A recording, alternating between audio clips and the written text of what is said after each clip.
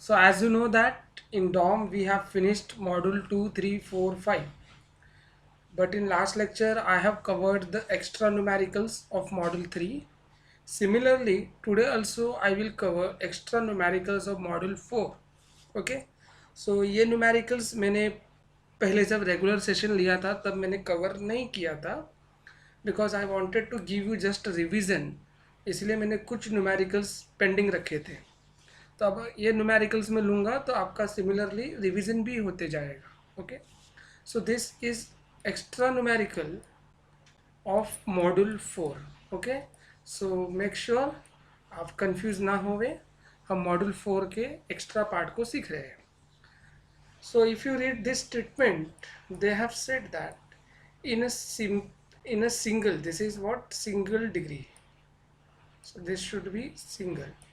In a single degree viscosity damped vibrating system, the suspended mass of 16 kg, so they have given you the mass value as a 16 kg. It makes 45 oscillations in 27 seconds. So पूरे system का 27 seconds में 45 oscillations होता है, ये question में mention करके दिया गया है। The amplitude of natural vibration decreases to 1/4 of the initial value after the 5 oscillations. Okay, ना ये स्टेटमेंट का पूरा इम्पोर्टेंस आएगा लॉगरिथमिक डिक्रीमेंट के लिए। तो कहना वो ये चाहता है कि 5 साइकिल के बाद जो एम्पलीट्यूड ऑफ वाइब्रेशन है वो 1/4 ऑफ इनिशियल एम्पलीट्यूड है। तो उसको मैं ड्राइंग के वे से आपको समझाने की कोशिश करूँगा। They ask you to determine number 1 the logarithmic decrement, number 2 the damping force and damping coefficient, number 3 the stiffness of the spring. अब आप जानते ही रहेंगे logarithmic decrement means delta, stiffness of spring means K, and damping coefficient generally we write on with what C, and damping force. तो ये damping force जो है ये कुछ नया है तुम्हारे लिए, but believe me, trust me, मैं आपको एकदम सिंपल वे से वो बताऊंगा so that you will not get any kind of confusion. Now as you can see that it is a viscous damp system, मतलब ये डैम्पर के साथ प्रोवाइडेड न्यूमेरिकल है। ओके, सो अगर डैम्पर के साथ है तो उस सिस्टम को 27 सेकेंड में 45 ऑसिलेशंस कवर करना है। आई mean to say they have given you a hint to determine the damped frequency. क्यों मैंने डैम्प फ्रीक्वेंसी बोला? बिकॉज उसके अंदर डैम्पर अवेलेबल है, तो डैम्पर के अवेलेबल होने के साथ वो 45 ऑसिलेशंस करता है इन 27 सेकेंड्स। तो वो जो फ्रीक्वेंसी वो दे रहा है वो डैम्प फ्रीक्वेंसी के लिए हिंट दे रहा है। Okay, so we know that damp frequency that is f d can be equal to number of oscillations divided by time. This is your general physics formula which you might have studied in your 8, 9, 10, 11, 12 standards. Okay, so यहाँ पे number of oscillations is 45, so you can see I have put 45 over here. Here the time is 27 seconds for that 45 oscillation. So these two data are being mentioned in your numerical statement. So accordingly your damp frequency is 1.67 hertz. Okay, then we know that omega d can be equal to 2 pi fd, ये हमने last time भी देखा था। Okay, so omega d is equal to 2 pi fd. You got the value of fd in hertz, substitute this here, so this will become 2 pi into 1.67, so finally you will get 10.471 radians per second. So you got the damp frequency, that is omega d. Now let's try to understand the meaning of this statement on fourth. That what was that? The amplitude of natural vibration decreases to 1/4 of the initial value after 5 oscillations. For me the interest point is 5 oscillations. So what I will do, I will make one graph. In that I will show the 5 oscillations, means I will show the 5 cycles. Okay, so you can see here 1 to this, so यहाँ से लेके यहाँ तक एक cycle हो गया आपका,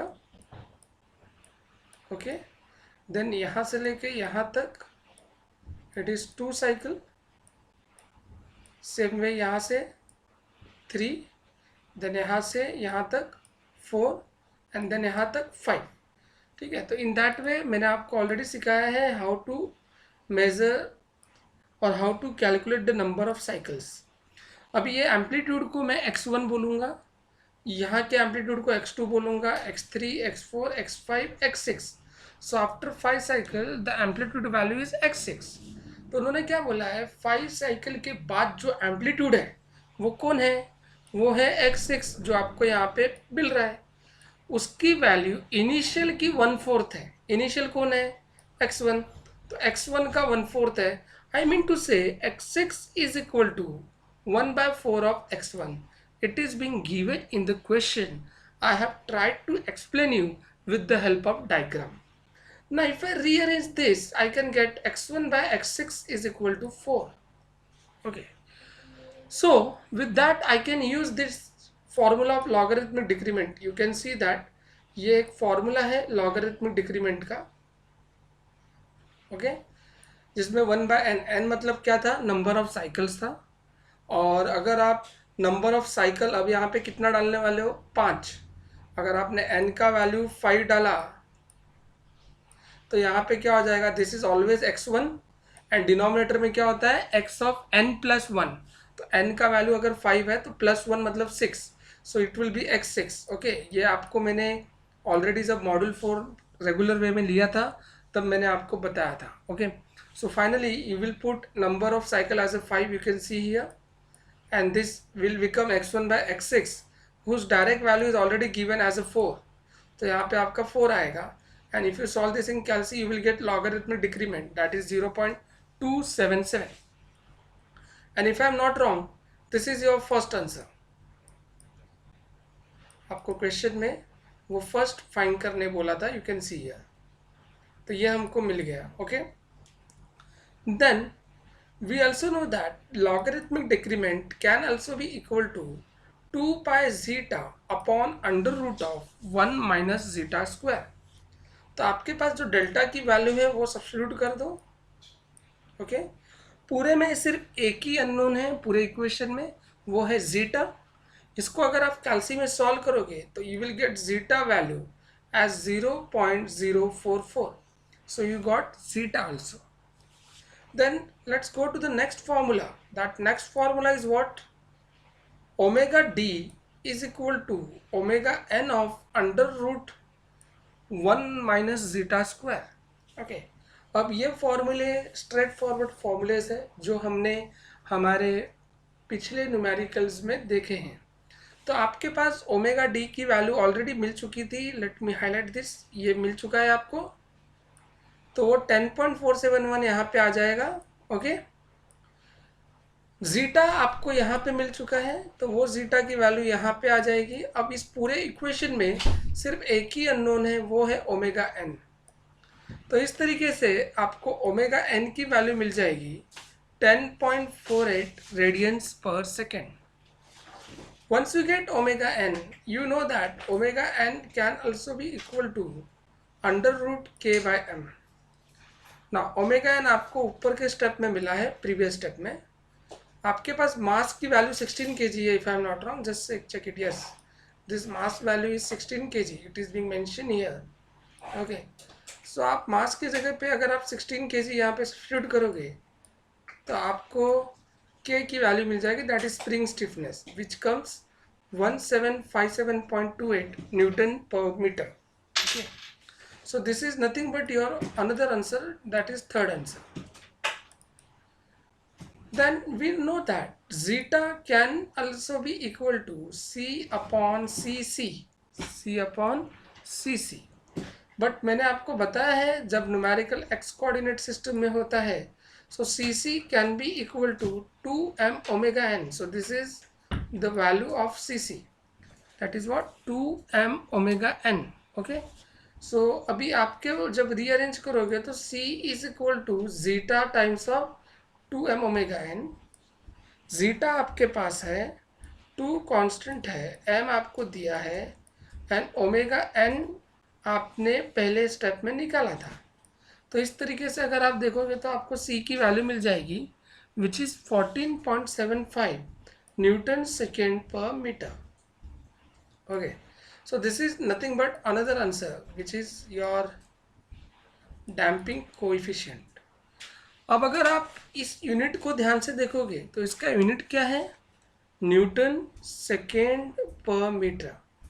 okay, now अगर मैं इस सेकेंड को रीअरेंज कर दूं तो this second will be whole divided by, then it will become newton of metre per second.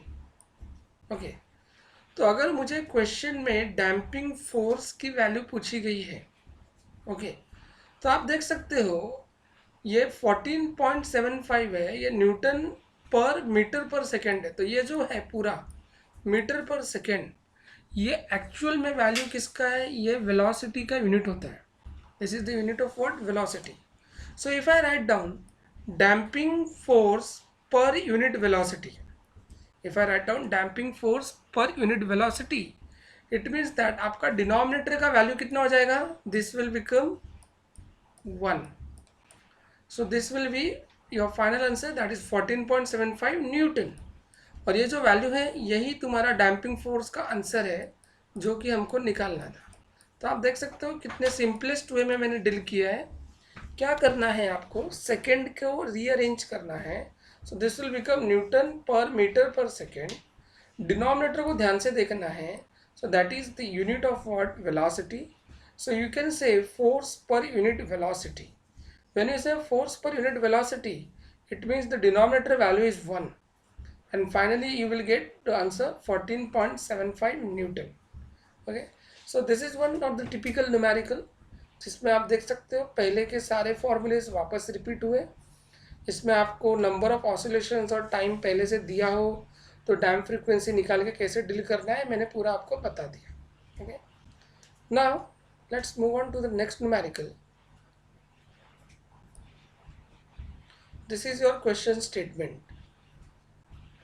A flywheel of mass 10 kg, radius of gyration 0.3 meter, makes torsional rotation under a torsion spring of stiffness 5 Newton meter per radian. So आपको spring की torsional stiffness दी गई है, मतलब केटी value दी गई है.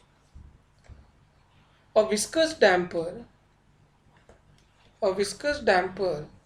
and it is found that the amplitude is reduced by factor 100 over any 2 complete cycle.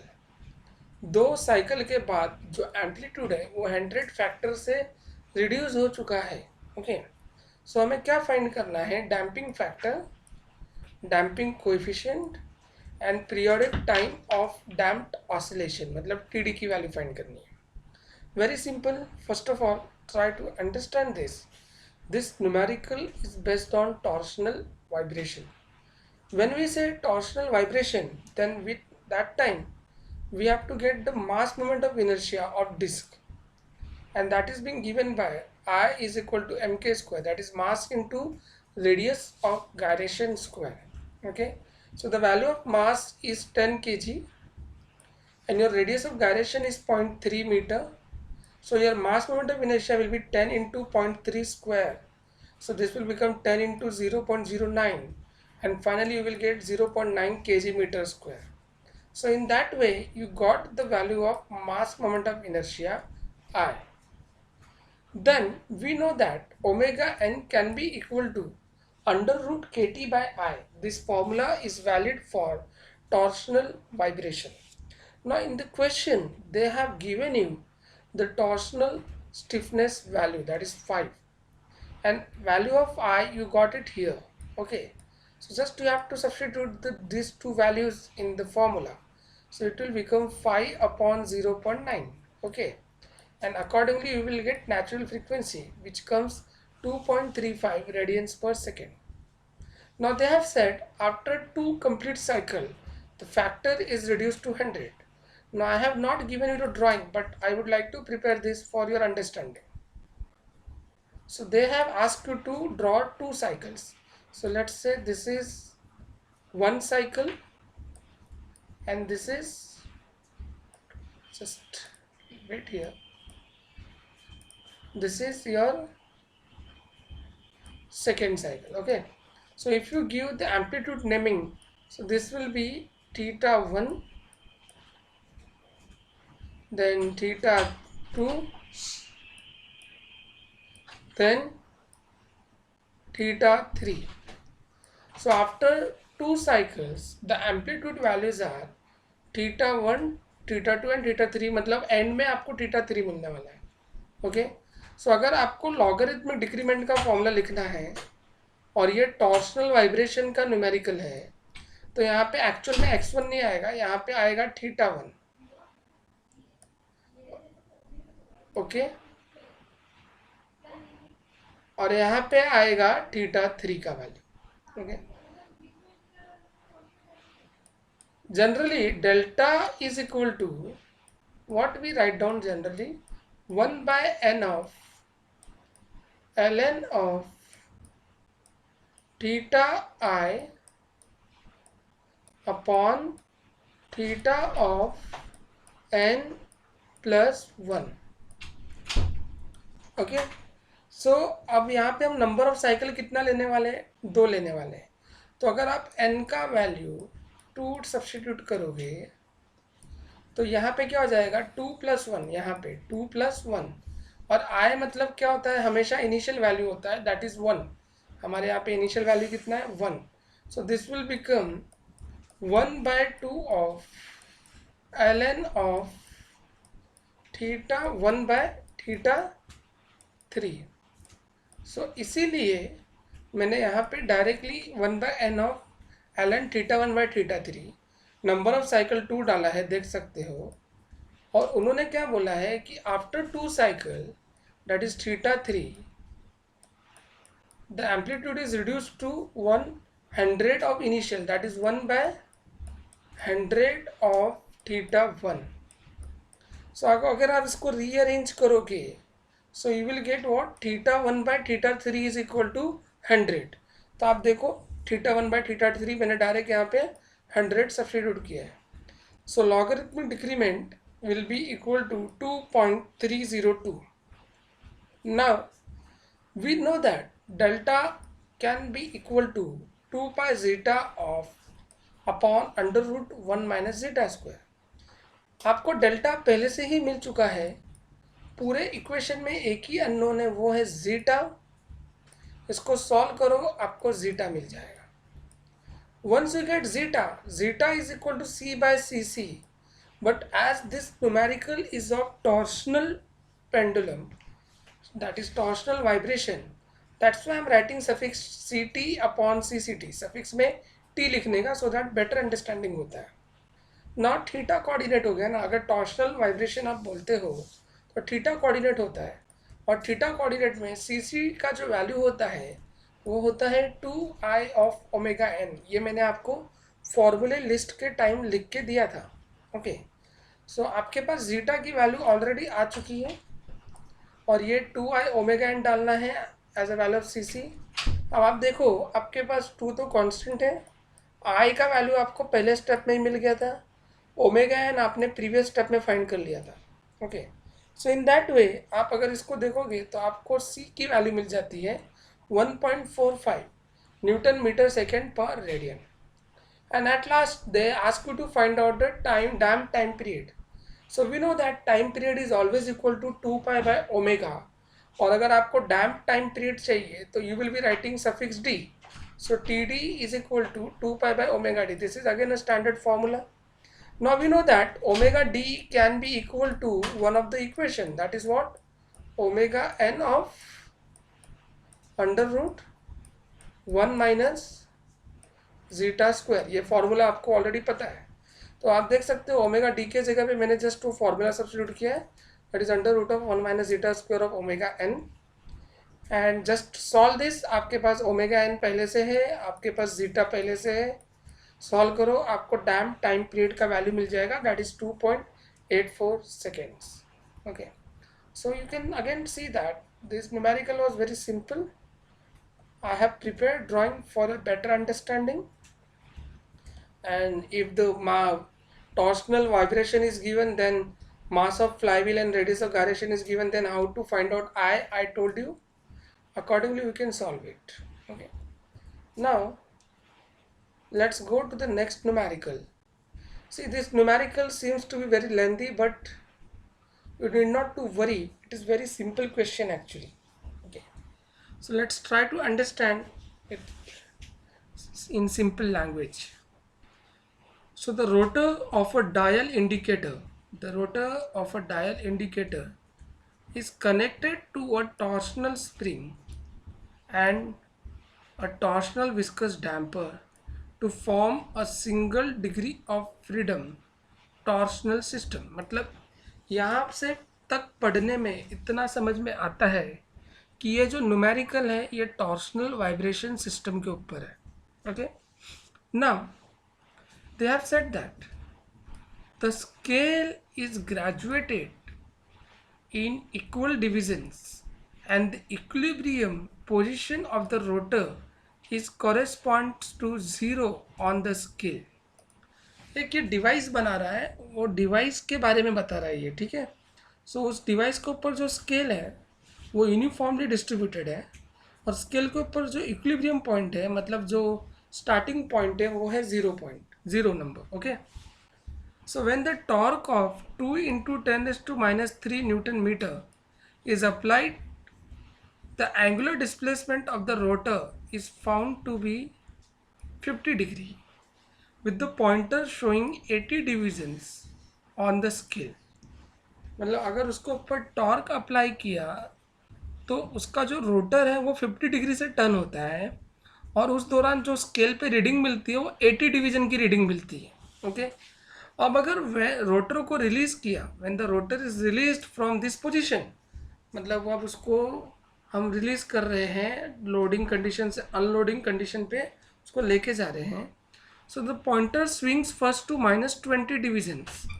मतलब वो कहाँ तक पहुँचा था, 80 तक पहुँचा था. वो 80 से स्विंग्स बैक टू -20, मतलब 0 के भी नीचे 20 डिवीजन तक जाएगा इन 1 सेकेंड. उसको 1 सेकेंड लगेगा. उसके बाद वो वहाँ से +5 डिवीजन जाएगा इन अनदर सेकेंड. ओके, सो ये जो हम +5 और -20 बोल रहे हैं वो विथ रिस्पेक्ट टू 0 वैल्यू बोल रहे हैं. ओके, सो अभी हमको क्या फाइंड करना है, mass moment of inertia of rotor, the under damp natural time period, the torsional damping constant and torsional spring stiffness. So try to understand this with the help of diagram. So ये आपकी 0 value है. Initially वो 80 division तक गया, ठीक है, उसको वहाँ तक पहुँचने में 1 सेकेंड का टाइम लगा. देन वो 80 पे गया, देन उसको जब रिलीज किया तो -20 पे आया. तो this is your -20 value. With respect to 0 only measure करना है तो -20 नीचे आएगा. तो उसको 80 से -20 आने को it has taken 1 second. Okay, 1 second लगा उसको. फिर वो वापस -20 से +5 बोला, मतलब 0 से +5 जाना है. तो यहाँ तक आने को उसको फर्दर 1 सेकेंड लगा. Okay, so I mean to say ये सिस्टम को पूरा काम करने के लिए 2 सेकेंड लगा. डैम्प टाइम पीरियड जो था वो 2 सेकेंड था. ओके, अब अगर मैं एम्पलीट्यूड को नंबरिंग दूँ तो इसको मैं θ1 बोलूँगा. And as you know that logarithmic decrement के कॉन्सेप्ट में हम हमेशा 0 पोजीशन के पॉजिटिव साइड को ही नंबरिंग करते हैं. तो ये वाले एम्पलीट्यूड को मैं θ2 बोलूँगा. ओके, और नंबर ऑफ साइकिल यहाँ से लेके यहाँ तक कितना साइकिल है, this is actually 1 cycle. Okay, so आप देख सकते हो मैंने delta is equal to 1/n of ln θi/θ of n+1 लिखा. नंबर ऑफ साइकिल अगर मैं 1 बोलूँगा तो n का वैल्यू 1 हो जाएगा, और ये θ आई मतलब θ1 by theta of n+1, n की जगह 1 डालेंगे तो it will become θ2. So you can refer this drawing and you can see that θ1 आपका 80 वैल्यू है, ये मैंने यहाँ पे बताया है, एंड ड्राइंग के अकॉर्डिंग θ2 की वैल्यू कितनी है, 5 है. तो इस तरीके से मुझे डेल्टा मिल जाएगा. Once you get delta, then you can use this formula. Delta is equal to 2 pi zeta by under root 1 minus zeta square. You already got the value of delta as 2.772 over here. You can see here. आपको यहाँ पे value मिल चुकी है. अब इसको आपको उठा के ये लेफ्ट हैंड साइड में डालना है और पूरे को सॉल्व करना है, तो आपको जीटा मिल जाएगा. So zeta value comes 0.4037. Now if you recall in last lecture मैंने टॉर्शनल वाइब्रेशन के टाइम पे आपको बताया था कि KT can be equal to T by theta, that can also be equal to GJ by L. Okay, just मैंने last lecture में ये कॉन्सेप्ट आपको सिखाया है. अभी आप देखोगे अगर, तो यहाँ पे आपको मॉडुलस ऑफ रिजिडिटी मतलब G नहीं दिया है, J मतलब शाफ्ट का डायामीटर नहीं दिया है, एल मतलब लेंथ का, सॉरी शाफ्ट का लेंथ, वो भी आपको नहीं दिया है. बट उन्होंने क्या दिया है आपको, टॉर्क दिया है 2 × 10⁻³ न्यूटन मीटर, और उसका एंगुलर डिस्प्लेसमेंट दिया है 50 डिग्री. ओके, यहाँ पे आप देख सकते हो. सो इन दैट वे आपके पास ये वैल्यू है. ओके, सो आप देख सकते हो KT can be equal to T by theta because that can also be equal to GJ by L. But जो वैल्यू आपके पास अवेलेबल है आपको उसके अकॉर्डिंग ही काम करना है. सो टॉर्क का वैल्यू आपको 2 × 10⁻³ न्यूटन मीटर दिया है, वो डाला. थीटा का वैल्यू डिग्री में दिया है, उसको रेडियन में कन्वर्ट करो. रेडियन में कैसे कन्वर्ट करोगे, उस 50 डिग्री को मल्टीप्लाई करो पाई बाय 180 से. 50 डिग्री को मल्टीप्लाई करो पाई बाय 180 से.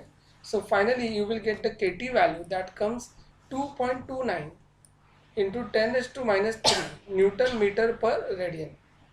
So this is all about KT, zeta and delta we got till now. Then I told you the total time period of your vibration in damped condition is 1 second plus 1 second. So finally the value will become 2 second. So यहाँ पे TD का value actual में 2 second है because of the given statement. Statement में ये mention था कि उसको 80 से -20 जाने को 1 सेकेंड लगता है, देन -20 से +5 जाने को 1 सेकेंड लगता है. सो उसको टोटल टाइम पीरियड कितना लगेगा, 2 सेकेंड लगेगा. Okay, so once you know TD, then TD is equal to ω 2 pi by ω/d. Then इसमें आप TD 2 सेकेंड डालोगे, ओके, जो आपने ऊपर ऑलरेडी लिखा है, एंड देन इसको सॉल्व करके आप ω/d की वैल्यू निकालोगे. सो ω/d कम्स 3.14 रेडियंस पर second. Okay, then we also know that ω/d is equal to ωn of under root 1 minus zeta square, and finally ωn is ω/d by under root 1 minus zeta square. ये same formula just मैंने rearrange करके लिखा है यहाँ पे. आपके पास ω/d पहले से है, आपने जीटा भी पहले से फाइंड किया है, accordingly you will get ωn, and finally ωn can be equal to 2 pi by time period t. सो आपको ωn जो मिला है 3.43 वो डालो, 2 पाई तो आपको कांस्टेंट पता है, तो इस तरह से आपको t की वैल्यू that is time period of vibration 1.83 second मिल जाएगी. Also ωn can be equal to under root KT by I. So please note suffix t. So under root KT by I, तो आपके पास ωn पहले से है, आपके पास KT की value पहले से है, तो यहाँ से आपको I का वैल्यू मिल जाएगा. Okay, so you will get the mass moment of inertia of disc 1.96 into 10⁻⁴ kg metre square. Okay, also zeta is equal to C by CC. So CT by CCT लिखो क्योंकि torsional vibration है, और इसके अंदर जो CT की value है वो लेफ्ट राइट साइड में मैंने रखा है, मतलब ये वाली value, this I have kept here, and finally multiply कर दो जीटा को CCT के साथ. सो पूरा सॉल्व कर लो, you will get CT value as 5.39 into 10⁻⁴ newton second metre per radians. Okay, so you know all the values which is being given in your last steps उसको just substitute किया है हमने and we try to get the answer. So you can see that भले इसका statement इतना बड़ा था but इसका जो प्रोसेस था सेम एज प्रीवियस न्यूमेरिकल्स था. ओके, सो इसको आप प्रैक्टिस करेंगे तो आपको और अच्छे से ये सब चीज़ें समझ में आएगी. Now this is the best university question and very important Mumbai University question. Okay, I can say आपको 10 पेपर में से 6 पेपर में ये क्वेश्चन देखने मिलेगा ही मिलेगा. ठीक है, this is called as numericals on door.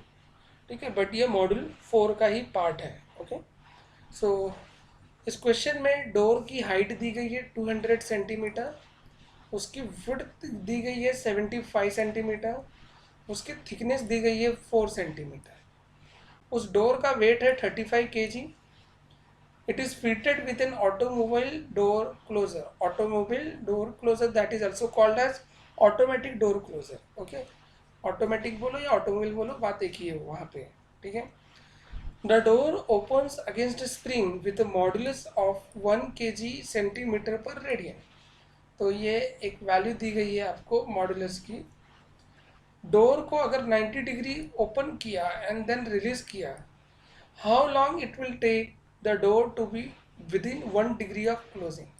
समझने की कोशिश करो वो कहना क्या चाहता है कि अगर आपने डोर को अभी फ़िलहाल बंद कंडीशन में है, इमेजिन करो आपने उस डोर को पूरा 90 डिग्री तक ओपन किया.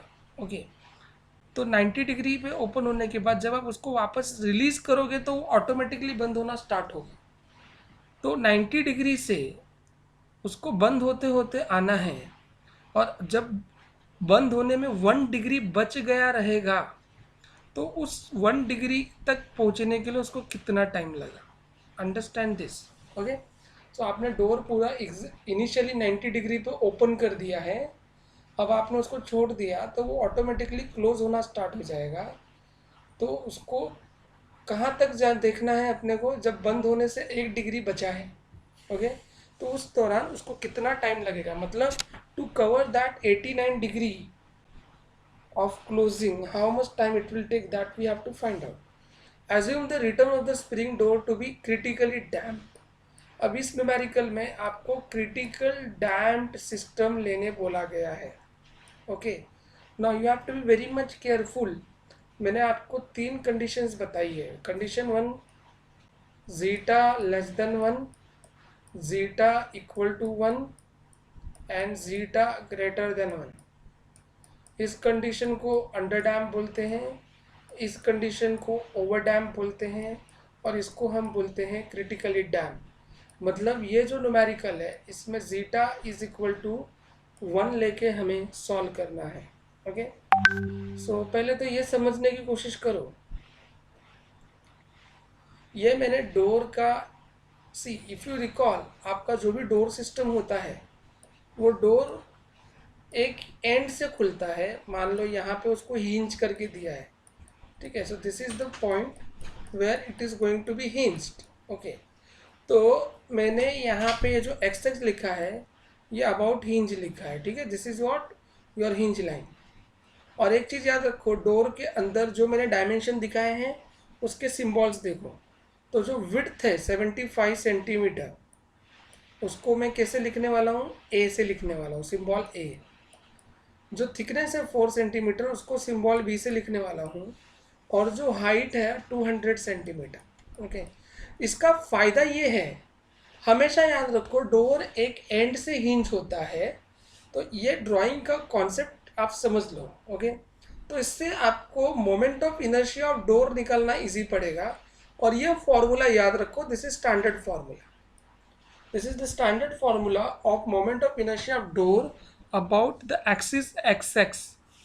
Now, where is the axis xx? Here at the hinge line. Okay, तो उसका फॉर्मूला क्या है, 1/2 of m into bracket a square plus b square bracket close plus m of a/2 the whole square. This is what formula all about. Okay, अब अगर इस फॉर्मूले में देखोगे तो आपको ए मतलब विड्थ लेना है, बी मतलब थिकनेस लेना है, और एम मतलब क्या लेना है आपको, मास ऑफ डोर लेना है। तो ये तीनों वैल्यू आपको पहले से ही गिवन है।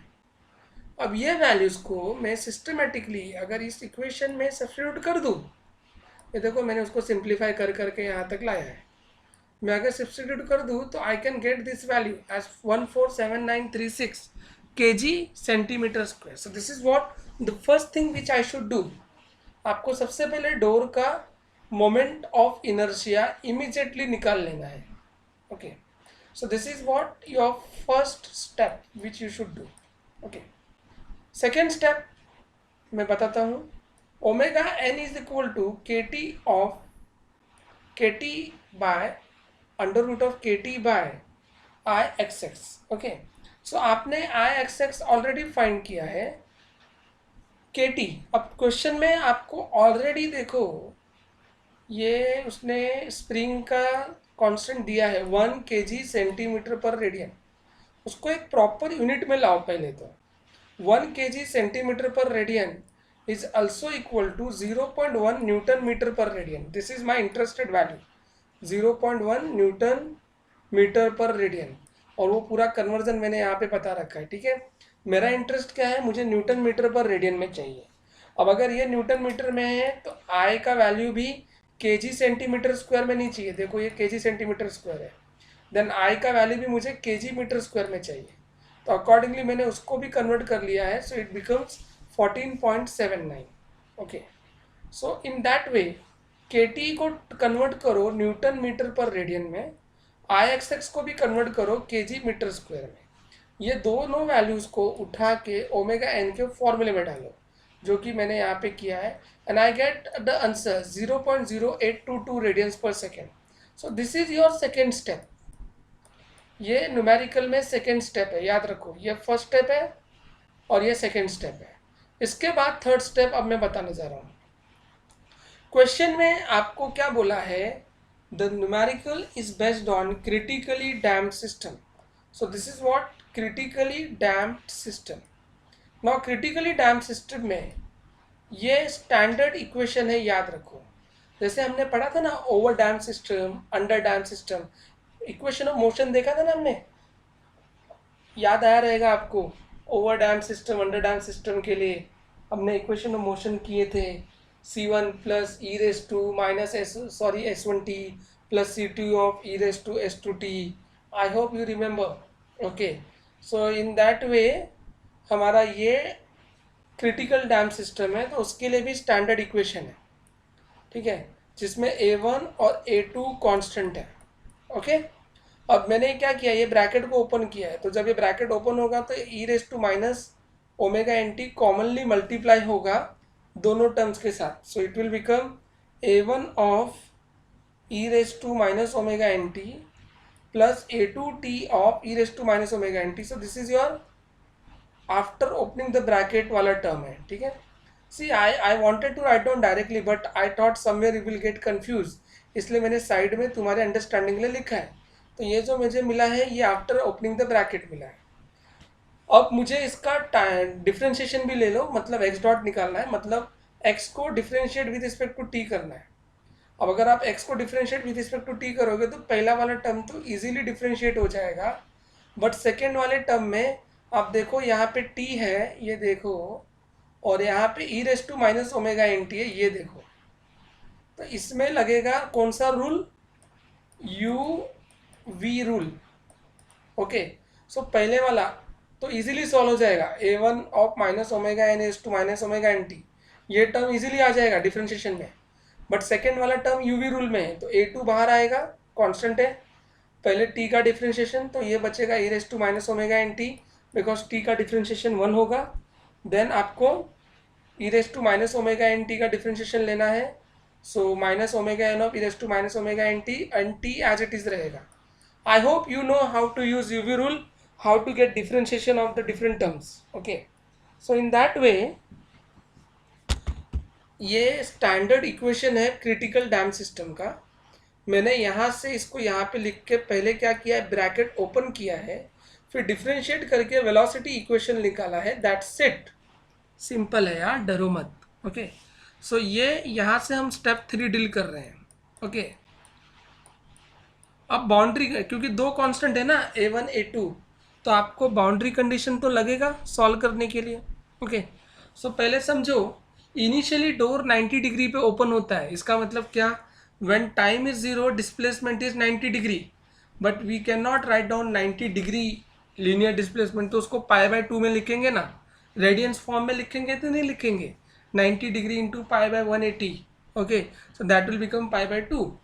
बाउंड्री कंडीशन समझो, initially door is open at 90 degree, what does it mean, when time is 0 that time displacement is 90 degree, so take it in radians. Okay, अब तुमको मैंने बहुत बार बताया है law of conservation of energy, अगर किसी टाइम पर पोटेंशियल एनर्जी मैक्सिमम है तो उसी टाइम पे काइनेटिक एनर्जी ज़ीरो होना चाहिए, तो हम उसी कॉन्सेप्ट को फॉलो करेंगे।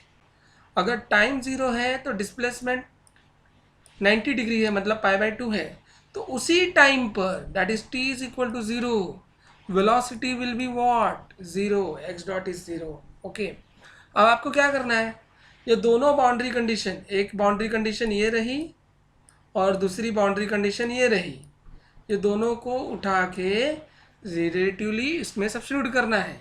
तो पहली वाली बाउंड्री कंडीशन जब मैं डालूंगा इसके अंदर, इस इक्वेशन में, तो मुझे A1 इज इक्वल टू π/2 मिलेगा। सेकेंड वाली बाउंड्री कंडीशन देखो, वेलोसिटी वाली फॉर्म है, तो वो वेलोसिटी के इक्वेशन में डालना पड़ेगा, मतलब यहाँ पे डालना पड़ेगा, इसीलिए तो मैंने वेलोसिटी इक्वेशन निकाला। ओके, तो सेकेंड वाली बाउंड्री कंडीशन वेलोसिटी वाले में डालो, आपको A2 मिल जाएगा, that is ω/n of π/2। So in that way you got two constants. अब ये दोनों कॉन्स्टेंट A1 A2 उठा के ये बेसिक वाले इक्वेशन में डालो ना यार इधर। सो देखो A1 π/2 ये मैंने डाला, A2 ω/n π/2, और पहले से t अवेलेबल है और बाहर e⁻⁻nt है। ओके, अब मैंने यहाँ से π/2 बाहर निकाल के ये सिंप्लीफाइड इक्वेशन मैंने लाया। ओके, अब थोड़ा सा अलर्ट हो जाने का, अलर्ट कैसे मैं बताता हूँ। आपको कितना डिग्री बंद होने से पहले पता करना है, 1 डिग्री ना, तो 1 डिग्री मतलब रेडियन में कितना हो गया, 1 इंटू π/180। तो ये वैल्यू जो है ना, ये उठा के ये जो आपको इक्वेशन मिला है उसमें x के जगह डालने का, तो देख सकते हो 1 इंटू π/180 लिखा है मैंने। क्वेश्चन में अगर 2 डिग्री आता तो यहाँ पे हम क्या लिखते, यहाँ पर 2 इंटू π/180 लिखते, बट अभी 1 डिग्री है तो इसीलिए 1 इंटू π/180 है, 2 डिग्री होता तो 2 इंटू π/180 होता। Okay, I hope you understood. बस ये डालने के बाद पाई बाय कैंसिल कर दो, थोड़ा सा सिंप्लीफाई करो। अब इसके अंदर आपको ऑलरेडी ω/n का वैल्यू पता है भैया, स्टेप 2 देख लो, वहाँ पे ω/n मिल चुका है। पूरे को सॉल्व करो अच्छे से, ठीक है, पूरा अच्छे से सॉल्व करोगे आपको डायरेक्टली आंसर मिल जाएगा टाइम का। ओके, इसका मतलब क्या हुआ पता है, डोर जो पहले से 90 डिग्री पे ओपन था, उसको जब वो बंद होना स्टार्ट हुआ, बंद होने के पहले सिर्फ 1 डिग्री बचा है, मतलब उसने 89 डिग्री डिस्टेंस कवर किया है, रेडियल डिस्टेंस, तो उसके लिए उसको 81 सेकेंड का टाइम लगता है। Try to understand this. So it is very simple question, again I am repeating. पहले mass moment of inertia of door निकालो, फिर नेचुरल फ्रीक्वेंसी निकालो सिस्टम का, फिर क्वेश्चन में क्लियरली बोला है क्रिटिकली डैम्प है तो स्टैंडर्ड इक्वेशन लिखो, उसको सिंप्लीफाई कर लो और वेलोसिटी इक्वेशन भी निकाल लो, बाउंड्री कंडीशन यूज़ करो। क्वेश्चन में क्या बोला है, initially door is open at 90 degree, मतलब टाइम इज 0, मतलब x π/2, so time is 0, velocity will be 0। ये दोनों बाउंड्री कंडीशन यूज़ करके दो कांस्टेंट निकालो। ये दोनों कांस्टेंट आने के बाद बेसिक इक्वेशन में डाल के थोड़ा सा सिंप्लीफाई करके आप यहाँ तक पहुँच गए। फिर क्वेश्चन देखो, बिफोर क्लोजिंग कितना बोला है, तो बिफोर क्लोजिंग 1 डिग्री बोला है, तो यहाँ पे x के जगह पे 1 इंटू π/180 डाल दिया मैंने। देन सॉल्व करो, पूरा आंसर e⁻⁻nt के फॉर्म में मिलेगा। ω/n आपको ऑलरेडी मिल चुका है, वो डाल दो, तो पूरा सॉल्व करोगे तो आपको टाइम मिल जाएगा, दैट्स ऑल। तो मॉड्यूल 4 में इतना ही पार्ट आपको मुझे एक्स्ट्रा पढ़ाना था। This is what I have covered today. Now I can say confidently I have covered the entire module 4. Okay, So till date, your entire module 2, module 3, module 4, module 5 have been covered. Okay. Please practice these numericals. These are the very typical numericals. If you have any kind of doubt, you can ask your doubt on your official WhatsApp group or personally on my WhatsApp number. Okay. So thank you so much all of you. Take care. Bye bye.